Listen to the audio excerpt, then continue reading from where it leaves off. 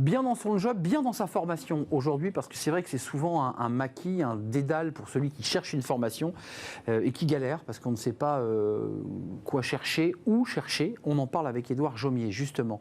Vous êtes le cofondateur d'Olesio, qui est une jeune start-up créée il y a quoi, quelques mois ? Créée il y a 7 mois. 7 mois, donc un jeune bébé. Je précise que dans vos histoires avec Sébastien Lévy-Prudent et vous, vous avez cofondé cette plateforme. On va en parler. Vous avez une longue histoire dans l'emploi, les RH. C'est un domaine que vous connaissez bien. Oui, effectivement, c'est un domaine dans lequel on a travaillé 15 ans, dans lequel on a eu la chance d'accompagner la diversité des acteurs qui travaillent sur l'orientation, qui travaillent sur la formation, qui travaillent sur l'accompagnement vers l'emploi.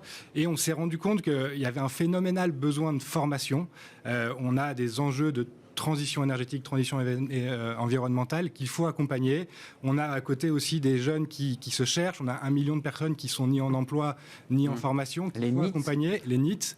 Et à côté de ça, on a beaucoup d'entreprises, vous en parlez souvent, qui cherchent à recruter, qui ont du mal à recruter. Et qui galèrent. En ce moment, c'est un vrai sujet.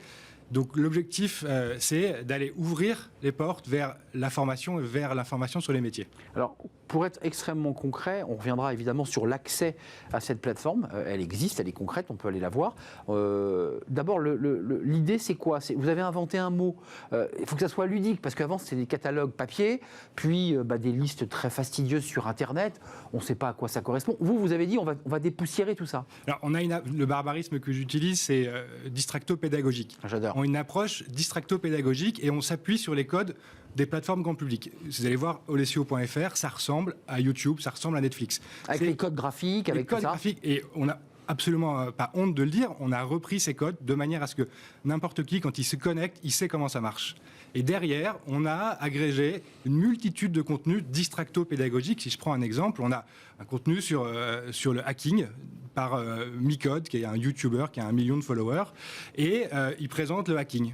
Il donne envie. En dessous, on va lui recommander des formations à notre utilisateur sur la cybersécurité. Derrière, il peut aller se former à ça. On va aussi lui présenter des métiers liés à la cybersécurité et éventuellement l'orienter. Qui recrute beaucoup en ce moment. Voilà, on va l'orienter aussi vers, s'il est à Rennes, il y a l'ANSSI, l'Agence nationale de la sécurité des systèmes informatiques, qui recrute en ce moment beaucoup. Et donc, on va lui dire, il y a l'ANSSI qui recrute près de chez vous. Donc, vous avez la formation, vous avez le métier. On vous a ouvert les portes, on vous informe aussi sur les financements, etc. Alors, il y a un marché, vous évoquiez les NEET, c'est-à-dire ces jeunes qui sont un peu nulle part. Et puis, il y a un autre marché qui est un vivier incroyable, c'est 49% des actifs, on va voir le chiffre, ont déjà envisagé, initié ou réalisé une reconversion professionnelle qui va dans la grande théorie qu'on n'aura pas eu un seul métier dans notre carrière, mais 2, 3, voire 4. Ça, ce sont des personnes qui sont vos cibles, en fait. Oui, alors tout à fait. En plus, c'est une tendance qui s'accélère. Je pense que la crise sanitaire qu'on vit actuellement provoque aussi beaucoup de questionnements, donc ça va continuer à s'accélérer. Et donc, un actif sur 2 qui veut se reconvertir, c'est un actif sur 2 sur lequel il faut mettre en place un dispositif d'accompagnement et de formation. Il y a aujourd'hui un dispositif que l'État a créé qui s'appelle le Conseil en évolution professionnelle, qui fonctionne bien, mais qui peut aller plus loin. Donc nous aussi, on veut travailler avec ces acteurs-là pour être un outil complémentaire à leur actions d'accompagnement physique. Pour être très honnête, on en a très peu parlé de ce conseil en orientation professionnelle. C'est quoi ? Enfin, il sort d'où ce conseil ? Alors, c'est un droit pour tous les actifs d'aller voir des organisations qui sont agrémentées par l'État et qui vont accompagner un projet de reconversion ou un projet d'évolution professionnelle. C'est qui ? C'est gratuit. C'est gratuit. Ils vont voir qui, alors, concrètement ? Ils vont voir, l'APEC est un délégataire, par exemple, de cette obligation, de ce droit. Et il y a 4 grosses organisations agrémentées en France. Alors, vous l'enjeu de votre business, parce que, je veux dire, cette plateforme, c'est une entreprise. Il a fallu la créer, créer la tech, son graphisme, la faire sortir de terre. Un mot quand même sur BVA qui vous accompagne, qui est une grosse agence qui vous soutient, qui vous accompagne. Ça vous a été utile en quoi, BVA ? Alors, en fait, on a fait une très belle rencontre. Pour démarrer Olesio, on fait du conseil et on a commencé à collaborer avec BVA. On a fait une très très belle rencontre. On partage beaucoup de valeurs communes et une ambition sur le développement de l'employabilité au sens large. Et donc BVA nous a proposé de nous aider à structurer notre approche, nous a aidé à identifié quelles sont nos cibles, on a fait des tests utilisateurs. Après, on a aussi travaillé sur un certain nombre d'actions de notoriété. Donc, on a un très beau partenariat avec BVA qui nous aide et on ne serait pas là où on est aujourd'hui sans BVA. Concrètement, vous avez besoin de vous faire connaître. Alors, vous venez sur notre plateau et on est très honorés, mais comment ça se passe au niveau des institutions, celles qu'on connaît, qui sont identifiées? Vous avez évoqué l'APEC, il y a Pôle emploi. Ils envoient, ils flèchent en disant aux jeunes ou aux pas jeunes d'ailleurs, allez donc sur Olesio, peut-être que ça peut vous intéresser, ça peut vous donner envie. On est en plein dans ces démarches-là actuellement. On est en train de voir tous ces acteurs, tout cet écosystème. Les retours qu'on a sont très positifs. On a un premier accord de principe qui va se concrétiser par un partenariat et par des actions concrètes. Avec, on peut le dire ou pas? Non, on ne peut pas encore le dire. Oui, voilà, je chantais. Vous êtes arrivé trop tôt en fait sur le plateau. Mais c'est un acteur qui est vraiment dans cette action. Et, la démarche de faire connaître, de faire savoir. Exactement. Et qui cherche des outils complémentaires, en plus des rendez-vous qu'il peut avoir avec des publics bénéficiaires. Donc, on est en train d'élargir ce réseau de prescripteurs potentiels. Donc vous êtes en ce moment, on ne recherche pas de prospects, mais de relais qui permettront de pouvoir donner, qui puissent transmettre l'adresse olesio.fr. Voilà. C'est bien ça. Et on veut leur démontrer qu'on est un outil complémentaire à leur action. Entre deux rendez-vous, il ne faut pas laisser seul le bénéficiaire. Il peut continuer à mûrir son projet, il peut trouver des métiers, ou en tout cas se renseigner sur des métiers, il peut trouver des formations. Charge après au conseiller de trouver comment est-ce qu'on peut mettre en place cette formation. Alors, Édouard, juste une question. Vous évoquiez tout à l'heure ces vignettes distracto-pédagogiques, parce que c'est un nouveau mot, faut que je m'y habitue.